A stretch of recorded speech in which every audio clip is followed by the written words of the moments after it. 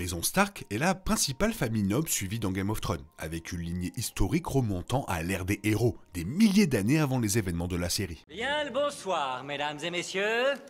Nous sommes l'animation de la soirée.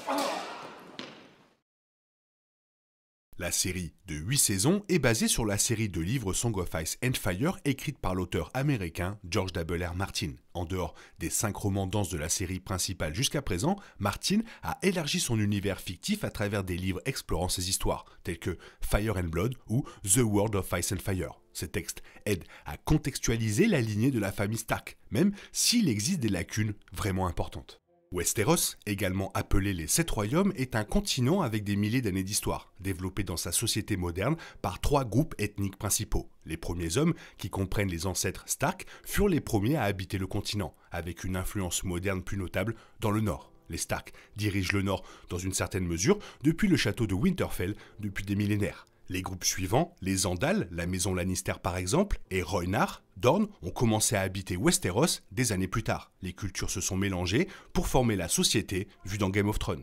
Game of Thrones s'est étendu à diverses séries dérivées, le préquel House of the Dragon revenant pour la saison 2 très bientôt. La première saison examinait principalement les personnages de la dynastie Targaryen, mais la saison 2 verra un retour dans le nord, présentant Cregan Stark dans le rôle du seigneur de Winterfell, un nouvel acteur dans le drame politique et la guerre grandissante. Bien que le drame se déroule près de 200 ans avant Game of Thrones, la lignée de Cregan remonte facilement à Eddard, Sansa, Jon Snow et aux personnages emblématiques des Stark de l'épopée originale de HBO.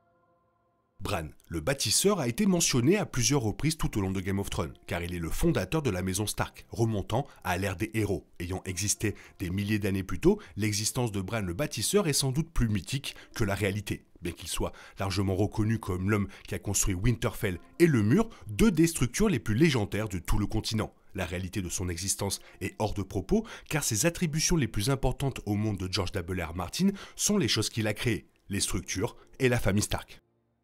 Pendant des millénaires avant Game of Thrones, le continent de Westeros était gouverné par 7 royaumes, chacun dirigé par un monarque. Cependant, au début de la série télévisée, il n'y a qu'un seul monarque à Westeros qui règne depuis Port-Réal, et les autres régions du continent sont gouvernées par des seigneurs. Dans le nord, qui avait vu une longue lignée de rois Stark, Torrhen Stark était le dernier, avant la déclaration de Robb Stark comme roi dans la saison 1 de Game of Thrones. 300 ans avant Game of Thrones, Aegon le Conquérant s'est envolé à dos de dragon pour Westeros, revendiquant sa domination, un événement crucial qui sera montré dans l'un des prochains spin-offs de Game of Thrones. Alors que des royaumes comme le Bif et le Roc tentaient de résister à Aegon au combat, Torrhen Stark plia le genou pour tenter d'éviter une effusion de sang. Il fut par la suite connu comme le roi qui s'agenouilla et considéré pour sa sagesse et pour le sacrifice de sa fierté personnelle pour sauver des milliers de personnes. Torrhen a vécu ses jours en tant que premier seigneur de Winterfell et gardien du Nord.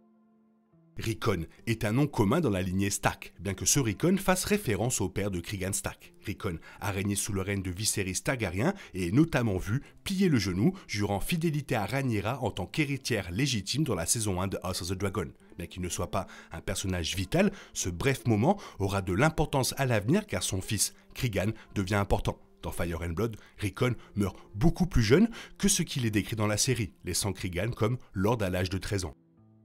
L'acteur Tom Taylor a rejoint le casting de la saison 2 de House of the Dragon pour incarner Cregan Stark, un jeune seigneur de Winterfell d'une vingtaine d'années qui, comme la plupart des nobles de Westeros, sera obligé de choisir son camp dans la danse des dragons. À la fin de la saison 1 de House of the Dragon, le fils de Rhaenyra, Jacaerys Velaryon, a été envoyé à dos de dragon dans le nord pour déléguer auprès de Cregan, dans l'espoir de l'amener à leur côté. Il devrait apparaître au début de la saison 2 pour montrer la résolution de cette délégation. Il a déjà été montré dans les bandes annonces de la série. Rickard Stark est le père de Ned et a régné avant les événements de la rébellion de Robert. Ses actes les plus remarquables ont été d'organiser les mariages entre son fils aîné, Brandon, avec Catelyn Tully et sa fille Lyanna avec Robert Baratheon. Suite à l'enlèvement présumé de Lyanna par Rhaegar Targaryen, Brandon Stark a été arrêté par Harys II, le roi fou, et Rickard Stark est arrivé à Port-Réal pour exiger un procès au combat pour son fils. Il a plutôt été brûlé vif dans la salle du trône du Donjon Rouge sous les yeux de tous. Alors que Rickard Stark a été brûlé vif, le frère aîné de Ned, Brandon, a été pendu à un nœud coulant et forcé de regarder, ce qui a conduit à sa mort par strangulation. Cependant, mis à part sa mort brutale, Brandon était notamment l'héritier de Winterfell et était plus grand, considéré comme plus beau, plus confiant et un meilleur guerrier que Ned. Lorsqu'il était fiancé à Catelyn, Littlefinger l'a défié en duel par jalousie, Catelyn devant implorer Brandon d'épargner sa vie. Lyanna Stark est décédée avant les événements de Game of Thrones, mais elle est devenue un personnage bien connu tout au long de la série en raison de sa place dans la théorie des fans la plus courante. Rhaegar plus Lyanna égale Jon. La théorie selon laquelle Rhaegar Targaryen et Lyanna Stark étaient les parents biologiques de Jon Snow a été prouvée par des visions de Bran dans la saison 6. Alors qu'elle était initialement fiancée à Robert Baratheon, Lyanna s'est enfuie avec Rhaegar Targaryen où ils se sont mariés en secret. Son dernier acte a été de donner naissance à Jon dans la Tour de la Joie, où Ned l'a trouvé et a promis de garder le bébé en sécurité. Benjen Stark a un rôle mineur dans la saison 1 de Game of Thrones avant de disparaître pendant la majorité de la série. Il est le frère cadet de Ned Stark qui a rejoint la garde de nuit et est devenu un ranger et un membre très respecté dans les rangs de l'organisation. Dans la saison 1, il s'aventure au-delà du mur pour enquêter sur les événements mystérieux entourant les sauvages et les marcheurs blancs, mais ne revient jamais du voyage. Dans la saison 6, il revient pour protéger Bran, Myra, Reed, puis fait de même dans la saison 7 protégeant Jon Snow avant de mourir face à l'armée des morts.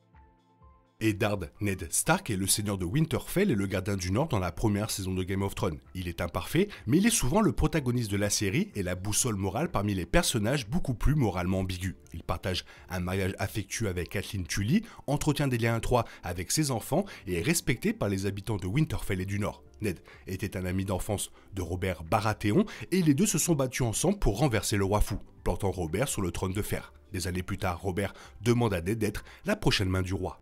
Le temps passé par Ned à Port-Réal dans le rôle de main du roi est le catalyseur de la scène principale des événements de la série, car la mort de Robert provoque une guerre de succession et des guerres civiles à travers Westeros. Ned tente de faire la chose noble à chaque instant, se méprenant sur le jeu politique de Port-Réal, ce qui entraîne son exécution par Joffrey Baratheon. On ne peut pas sous-estimer à quel point Eddard Stark est emblématique en tant que personnage de télévision, a un impact énorme. Sa mort a créé un précédent pour que Game of Thrones soit une série où personne n'était en sécurité. Une décision risquée qui a changé le paysage télévisuel pendant toutes ces années qui ont suivi.